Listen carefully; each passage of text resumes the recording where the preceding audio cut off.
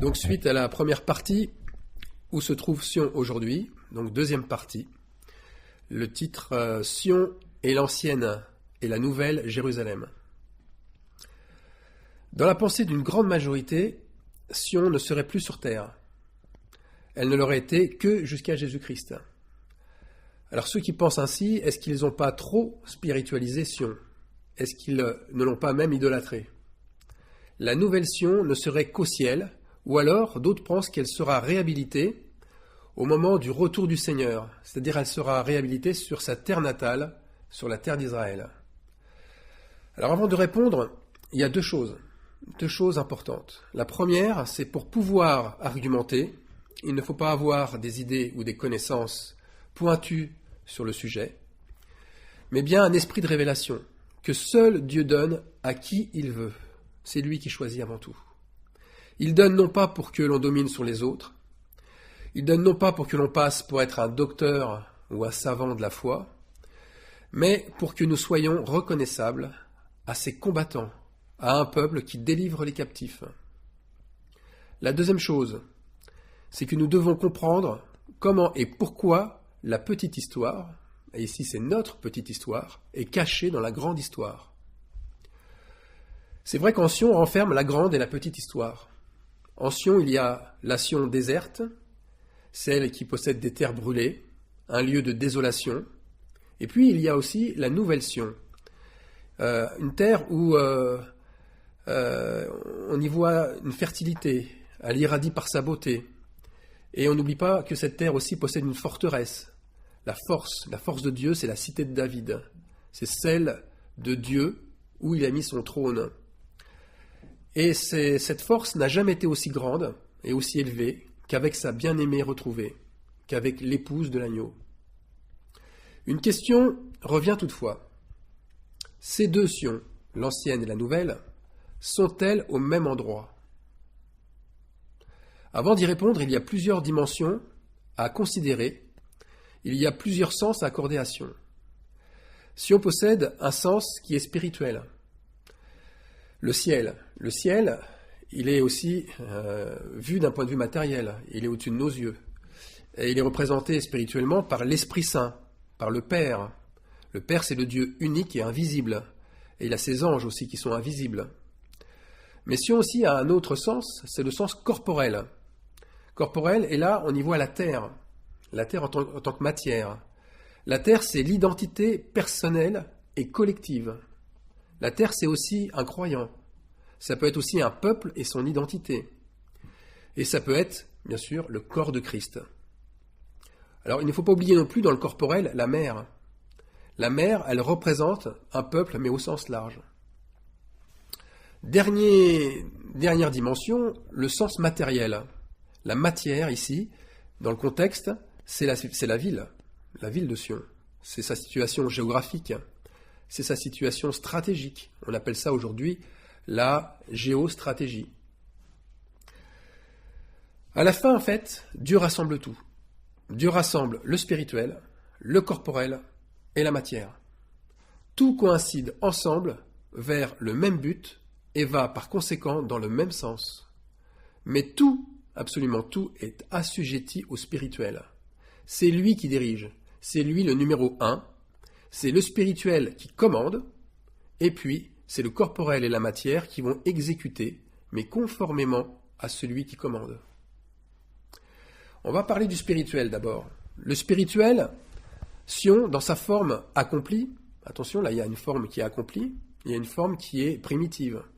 La forme accomplie, c'est une demeure sainte, c'est une demeure élevée au plan spirituel. Rien d'impur ne peut y pénétrer. Et le Dieu de l'univers y a fait sa demeure, comme il a fait sa demeure dans chaque croyant ayant reçu le Saint-Esprit.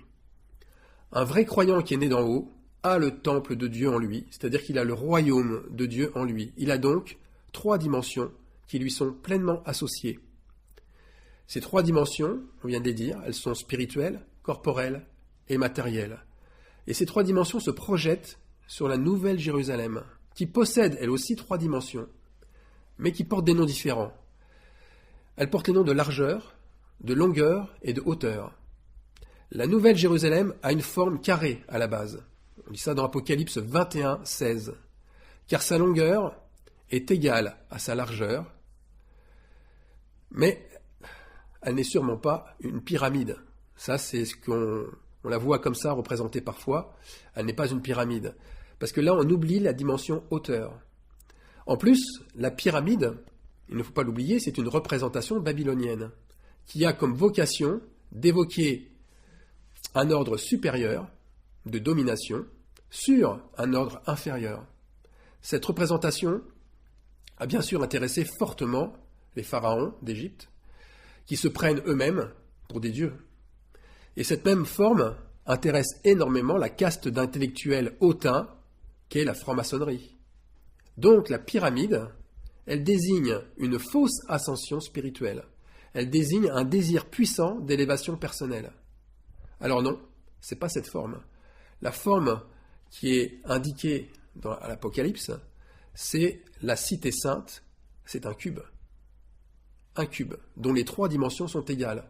La dimension terrestre, qui est la longueur, est égale à la dimension matérielle, qui est la largeur, qui est égale à la dimension spirituelle, qui est la hauteur. Cette forme cubique est couverte d'or, c'est exactement la réplique du lieu très saint du temple du roi Salomon.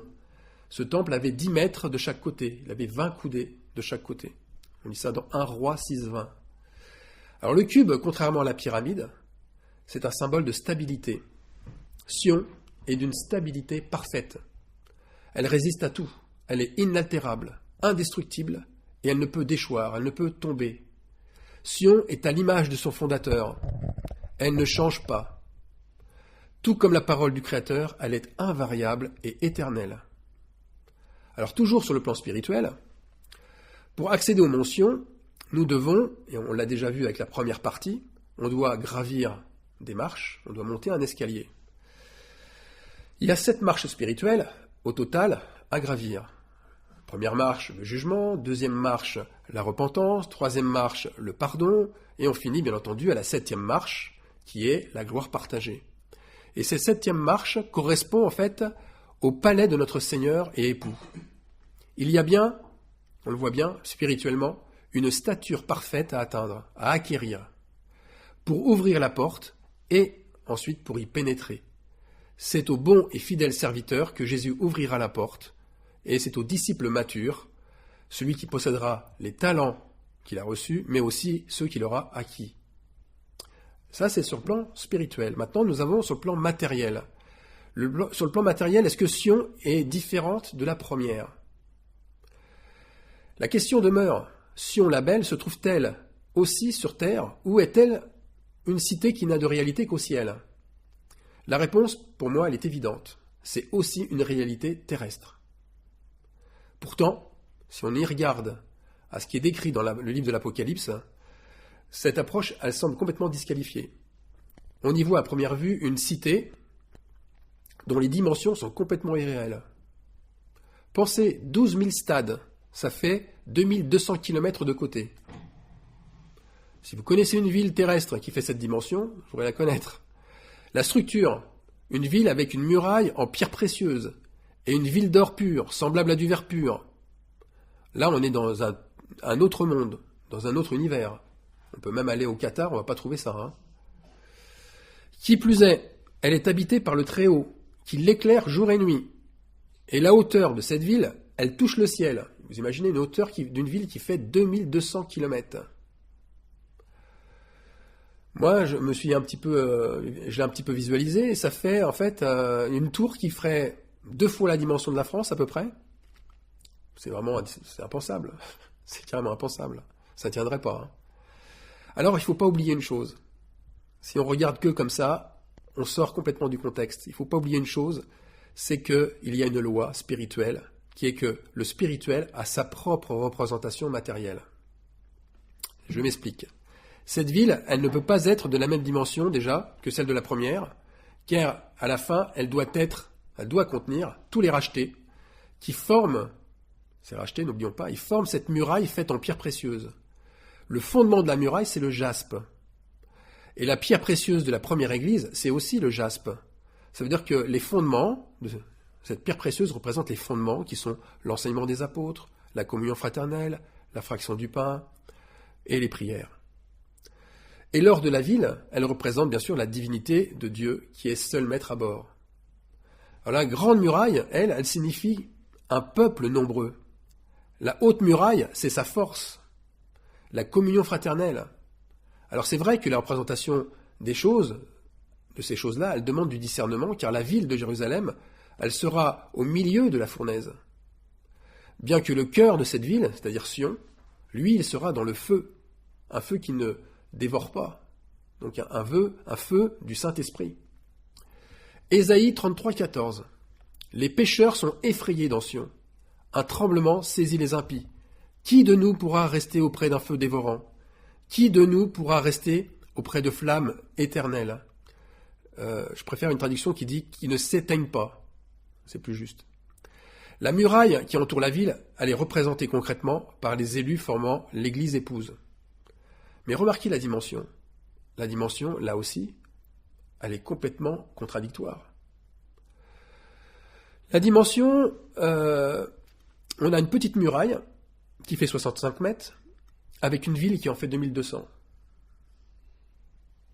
Là aussi, comment une petite muraille peut entourer une ville aussi grande? Mais voilà, il est écrit la chose suivante, que c'est une mesure d'homme qui était celle de l'ange. Ici, la coudée, les 144 coudées par exemple de la muraille, ne signifie plus un nombre de mètres, mais un nombre d'hommes qui est déterminé par un ange. La chose est complètement différente. Alors au milieu de la place de la ville se trouve le trône de Dieu. Et il y a une certitude, la muraille entoure le trône de Dieu. De la même façon, là aussi on a une représentation ancienne, de la même façon que les 12 tribus d'Israël entouraient le tabernacle qui avait été inspiré à Moïse. Alors là, maintenant, on va rentrer dans le domaine corporel. D'un point de vue corporel, Sion vit aussi dans le cœur, mais pas seulement dans le cœur d'un croyant, dans le cœur des croyants, qui sont rassemblés, qui sont agrégés par le Seigneur, et qui sont purs comme l'or et transparents comme le verre, c'est-à-dire que rien n'est caché en eux. Ils sont transparents. Lamentation 4, 2.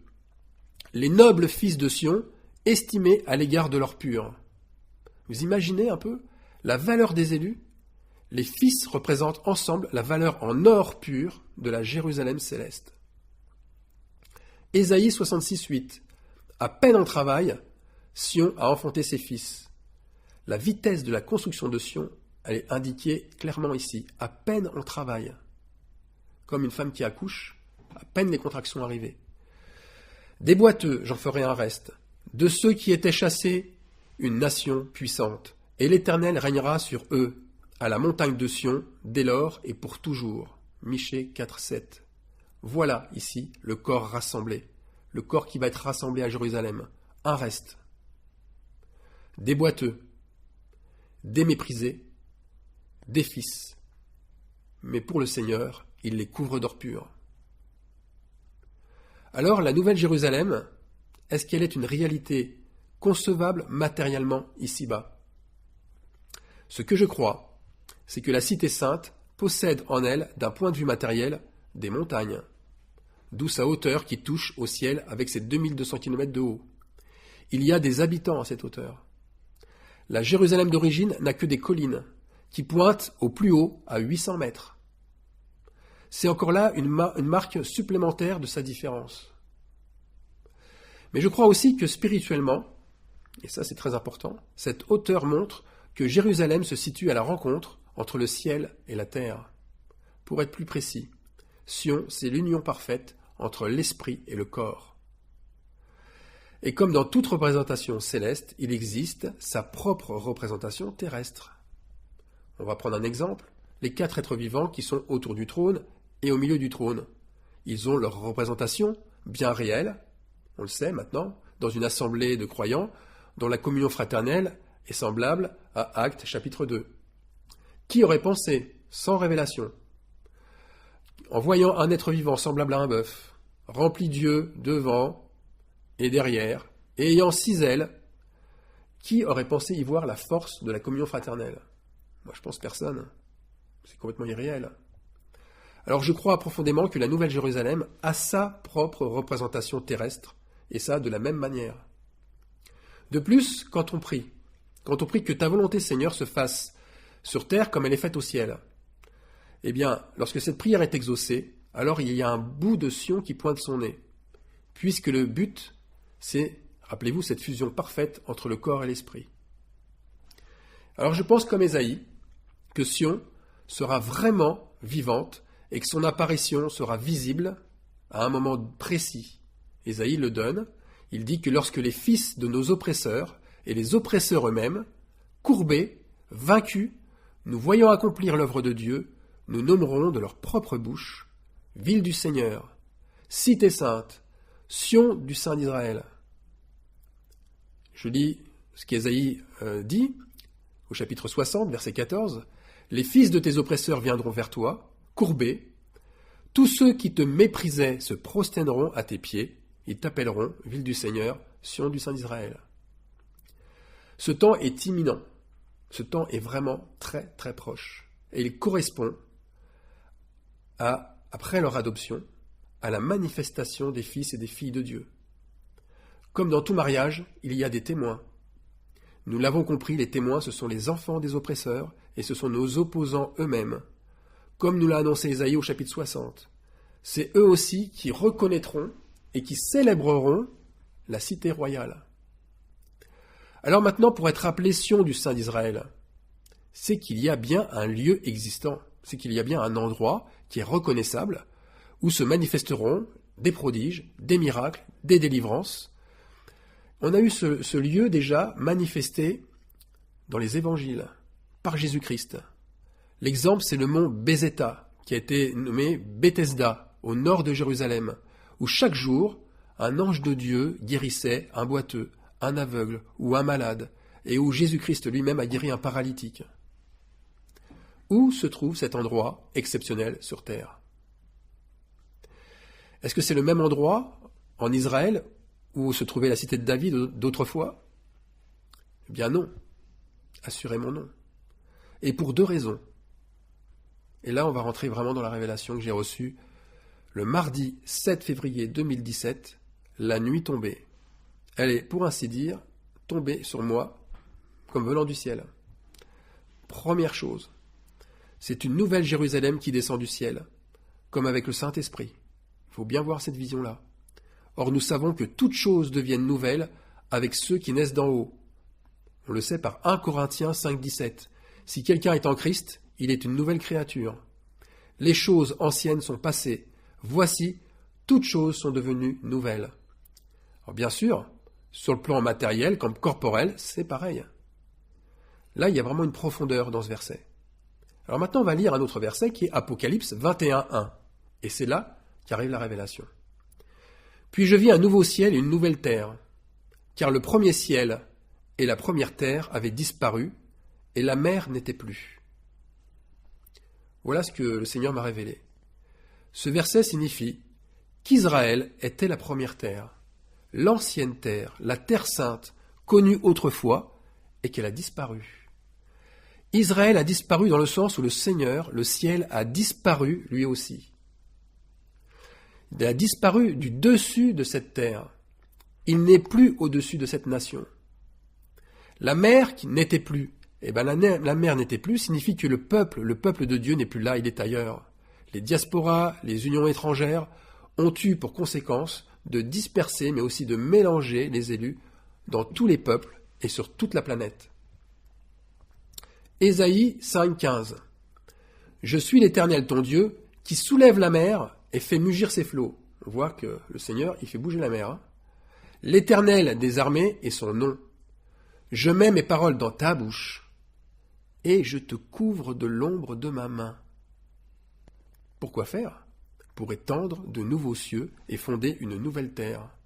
Et pour dire à Sion, tu es mon peuple. Cette révélation, comme celle des élus de son peuple, elle est cachée. Ils sont couverts de l'ombre de la main de Dieu. Et Jean, au chapitre 21 du livre de l'Apocalypse, voit alors au verset 2 la chose suivante. Il voit la seconde terre et le second ciel. Il voit la ville sainte, la nouvelle Jérusalem. Il voit Sion qui descend, préparée comme une épouse qui s'est parée pour son époux. L'épouse, c'est la seconde mère, ce nouvel Israël, ce nouveau Sion, qui descend du ciel comme le Saint-Esprit le fait sur un peuple de croyants purifiés. Vous voyez l'épouse de l'agneau. Elle est ailleurs, mais l'époux aussi est ailleurs. Mais ils sont bien tous les deux sur la terre. Pourquoi ? Parce que la ville descend du ciel, en d'autres termes. Parce que la volonté céleste est en train de se manifester sur terre et que ce qui était dans le ciel est en train de prendre forme sur terre. Nous serons alors connus comme nous avons été connus. Et ça, c'est vraiment glorieux. La deuxième raison,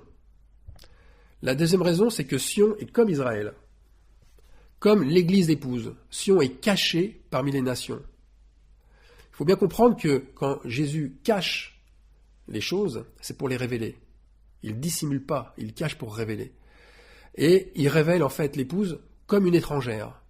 Et là, c'est pas pour rien qu'il emploie énormément d'exemples féminins et que ces exemples abondent pour révéler l'épouse. Et que ce terme épouse pris au féminin n'est pas mis aussi dans un sens pris au hasard. La Samaritaine, par exemple, qui a été délivrée, elle a été cachée parmi les Israélites au temps de Jésus. Ruth, la Moabite, elle s'est retrouvée cachée aussi dans la lignée royale, la généalogie de Juda. On lit ça dans Matthieu 1. Le mystère qui entoure la vie de Dina. Dina qui est le 7e enfant d'Israël.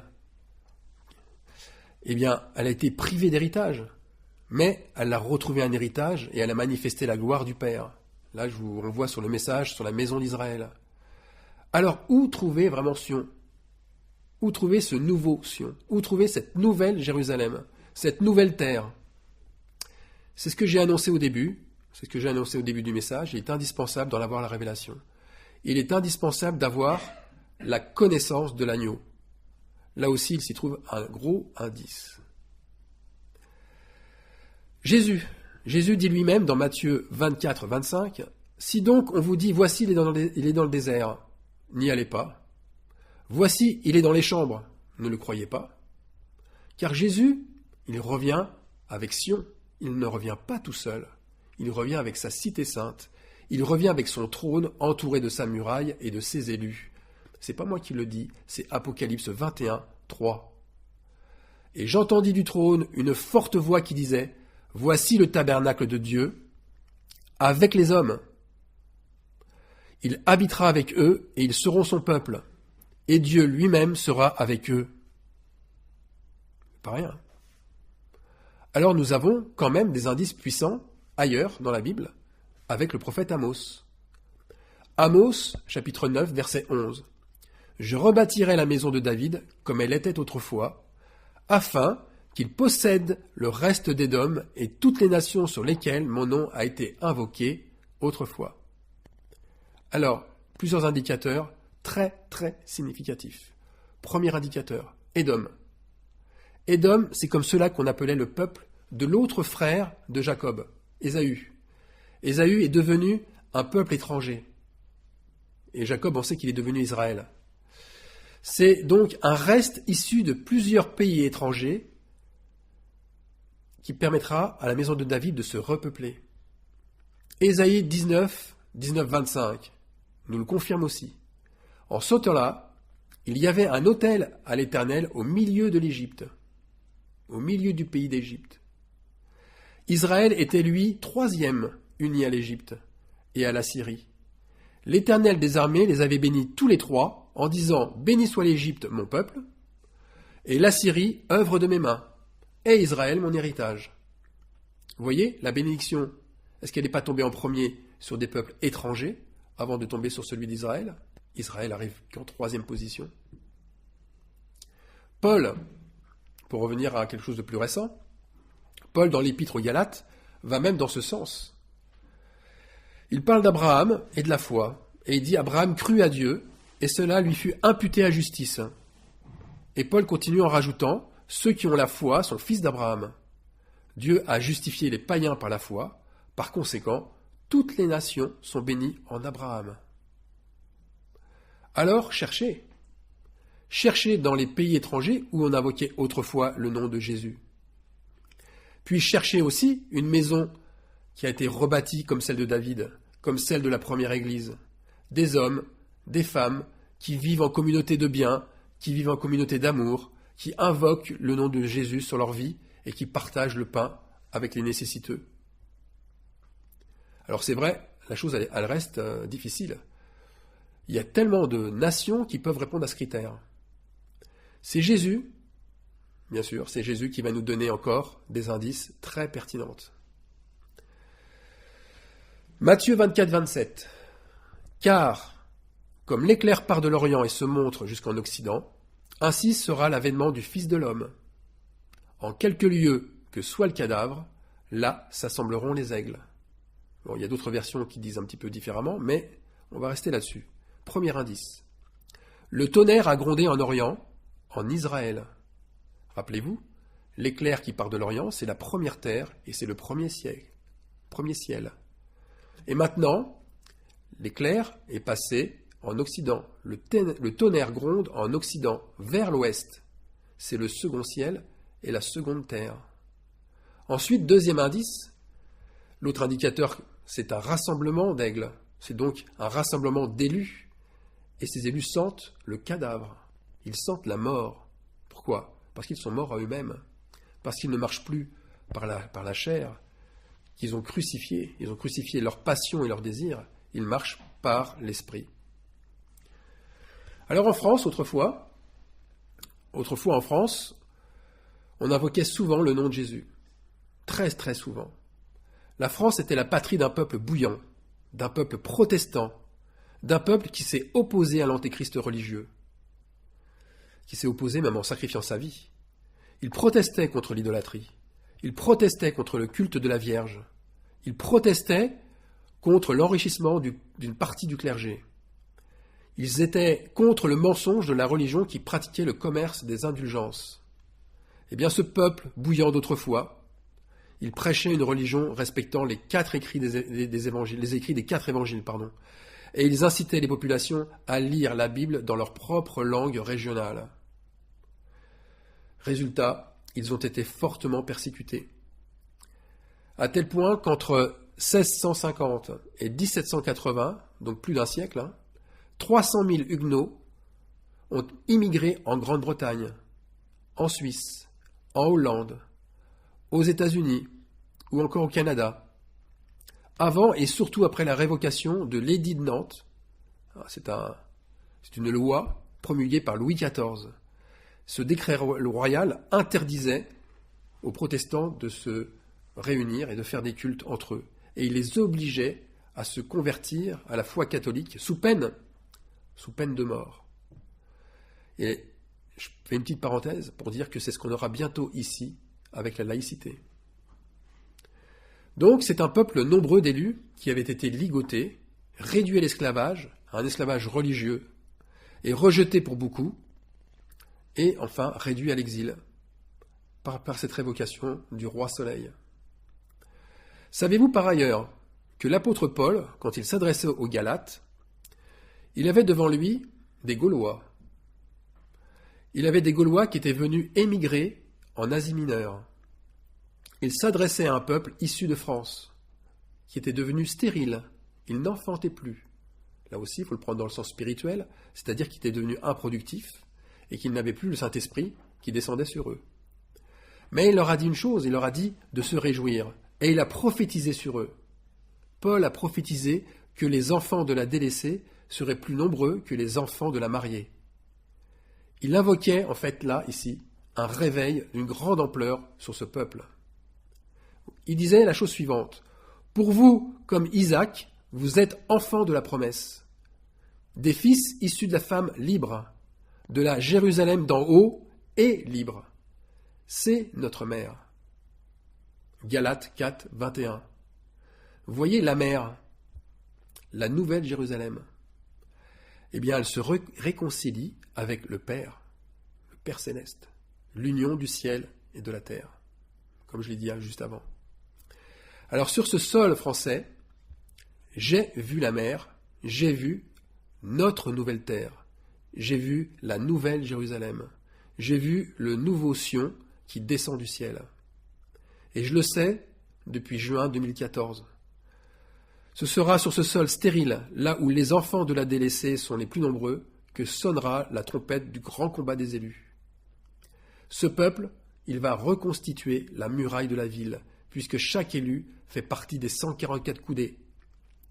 Et ça, je le rappelle, c'est une mesure d'homme. C'est un nombre déterminé par un ange. Donc nous avons bien au final 3 manifestations de Sion. Le cœur, le corps et la montagne sainte. Première manifestation, Sion dans le cœur du croyant. Sion réveille le cœur d'un croyant par son époux. Et le résultat, c'est qu'elle a une cruche brisée. Le résultat, c'est que son cœur est dans l'humilité. Et il prend sa réserve d'huile. Et sa réserve d'huile, on le sait, c'est le Saint-Esprit. Voilà Sion dans le cœur. Ensuite, la deuxième manifestation, c'est Sion dans le corps de Christ. Et le corps de Christ, ce sont des frères et des sœurs qui se rassemblent, qui s'unissent entre eux par la reconnaissance de la trompette. Ils ont des flambeaux qui s'unissent, c'est-à-dire que les mèches de leurs torches, elles s'entremêlent à l'intérieur pour pouvoir justement manifester le feu. Et ces mèches qui s'entremêlent, c'est leur communion. C'est une communion qui se resserre. Troisième manifestation. Sion est sur ma montagne sainte. Sur sa montagne sainte, sa propre terre. Ésaïe 62,4. Et l'on appellera ta terre épouse, car l'Éternel met son plaisir en toi, et ta terre aura un époux.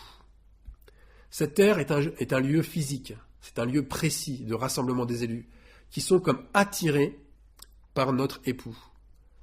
C'est de la même manière que les Juifs des nations ont été attirés vers Israël. Eh bien, les élus des nations, seront aussi attirés vers la France, qui est la nouvelle Jérusalem. Et ils vont être attirés par quoi? Par la connaissance de l'agneau. En anglais, la connaissance de l'agneau, ça se dit « lamb lore ». Eh bien, cette connaissance, c'est elle qui exerce la vraie loi de l'attraction. Car les élus veulent connaître dans le sens qu'ils ont soif, terriblement soif, d'exercer les traditions, les us et coutumes qui sont de base, qui sont la base de l'enseignement de l'agneau. Bref, ils ont une soif de revenir au scénario qui a été écrit à l'origine, le scénario de l'enseignement des apôtres. Et là, on revient à l'être semblable à un lion, le premier être vivant. Alors, si nous avons bien compris tout ça, matériellement, la Nouvelle Jérusalem est pour une majeure partie sur le territoire français. Mais Sion est beaucoup plus petite. C'est ce que dit Apocalypse 21, la place de la ville. La place de la ville est constituée d'or pur comme du verre transparent. Et au milieu de la place de la ville, il s'y trouve le trône de Dieu et de l'agneau, d'où sort un fleuve d'eau de la vie, limpide comme du cristal. Apocalypse 22. Il s'y trouve aussi un arbre de vie qui est alimenté par l'eau du fleuve et qui produit tous les mois des fruits dont les feuilles serviront à la guérison des nations. Cet endroit, c'est un lieu de grande bénédiction. C'est un lieu où va se manifester la gloire de Dieu, c'est-à-dire sa renommée, qui sera très très forte, à tel point qu'elle n'a jamais été à ce jour. Chaque mois, il s'y fera des miracles, des prodiges. Alors lisons pour finir Apocalypse 21, 5. Et celui qui était assis sur le trône dit « Voici, je fais toutes choses nouvelles. » Et il dit « Écris, car ces paroles sont certaines et véritables. » Alors mes frères et sœurs, je l'ai vu, j'ai vu ce repas des noces, il se fera bien sur terre, comme il est fait au ciel, à Sion, à l'emplacement du trône de Dieu, car c'est la volonté du Seigneur. Amen. Une dernière chose, avant de se quitter, la révélation sur Sion, elle n'est pas terminée, loin de là, et il y aura une troisième partie. Voilà. que le Seigneur révèle ces choses à qui il veut, à ses élus, et qu'il propage comme il l'a décidé cette révélation là où il le veut. Que la paix et la grâce soient sur vous, celle de notre Seigneur adoré. Amen.